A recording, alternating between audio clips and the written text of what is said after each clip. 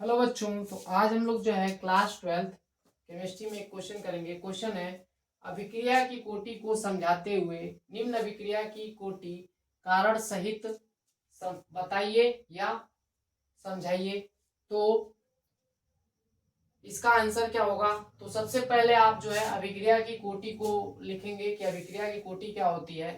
तो हेडिंग बनाएंगे अभिक्रिया की कोटि। तो इसमें लिखना होगा आपको, किसी रासायनिक अभिक्रिया में भाग लेने वाले उन अणुओं की संख्या जिनका सांद्रण रासायनिक अभिक्रिया की प्रगति में परिवर्तित होता है, अभिक्रिया की कोटि कहलाती है। तो ये सेंटेंस क्या बताना चाह रहा है? ये सेंटेंस बता रहा है कि अगर आप लोगों की कोई रिएक्शन हो रही है और उस रिएक्शन की जो प्रगति है हो रही है, तो प्रगति के दौरान अगर आप लोग का जितने भी अणु उसमें रिएक्शन में जो है भाग ले रहे हैं, अगर उनकी जो है सांद्रण, ऐसे अणु जिनकी सांद्रण बदल रही है रिएक्शन के प्रगति के दौरान, उनकी संख्या को गिन लेंगे। जैसे मैं बोल रहा हूं कि मान लीजिए कि कोई रिएक्शन है, उसमें जो है आप लोग का अभिकारक ए है, दूसरा अभिकारक बी है, और ये रिएक्शन होती है और क्या मिलता है आपका? बी प्रोडक्ट बन रहा है, ए बी प्रोडक्ट बन रहा है।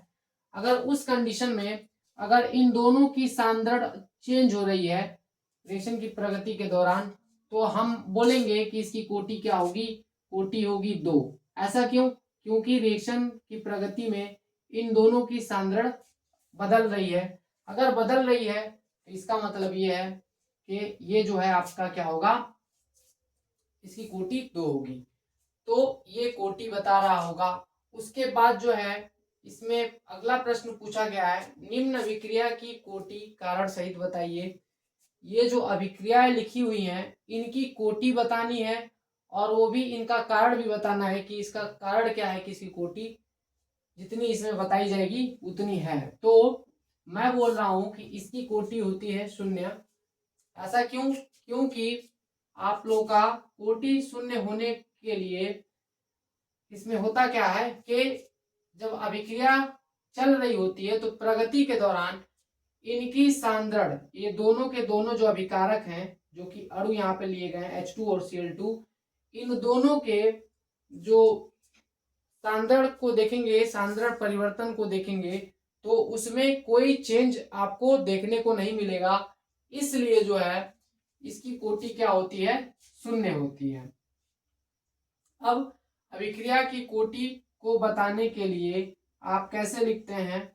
लिखेंगे rate of reaction dx upon dt proportional. अब यहाँ पे जो भी आप लोग का अणु होता है उन सभी अणुओं को लिखा जाता है अलग अलग। जैसे H2 है तो H2 को लिखेंगे और इसको बड़े ब्रैकेट के अंदर लिखेंगे। फिर उसके बाद Cl2 को लिखेंगे, इसको भी बड़े ब्रैकेट के अंदर लिखेंगे। और इस पर क्या लिखेंगे? 0 कोटि की अभिक्रिया है तो दोनों के ऊपर आप लोग जो है क्या लिखेंगे? 0 लिखेंगे, 0।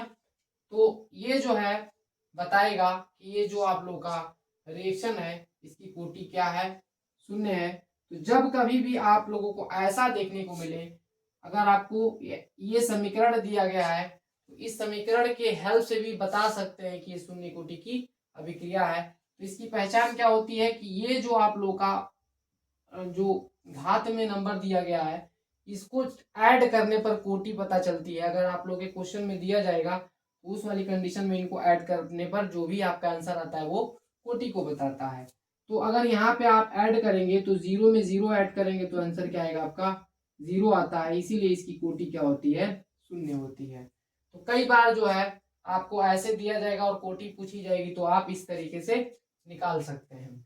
उसके बाद जो है दूसरा प्रश्न है इसमें कि इसकी जो आपको क्या बतानी है? कोटि बतानी है और इसका भी कारण बताना है। तो इसकी कोटि मैं बता रहा हूं, इसकी कोटि होती है 1। ऐसा क्यों? क्योंकि जो अभिक्रिया हो रही होती है तो उसकी प्रगति में आप लोग का जो है एथिल एसीटेट जो कि ये है, ये आप लोग का अणु जो है इसकी सांद्रण में परिवर्तन देखने को मिलता है। इसलिए इसकी कोटि क्या होती है? 1 होती है। तो कारण क्या होगा? कारण होगा कि इसकी कोटि 1 होगी क्योंकि रासायनिक अभिक्रिया की प्रगति में केवल और केवल एक ही अणु है जो कि प्रगति के दौरान जिसकी सांद्रण में परिवर्तन देखने को मिलता है और उस अणु का नाम क्या है, एथिल एसीटेट। ठीक है, तो इस तरीके से आप इसको लिखेंगे। और अगर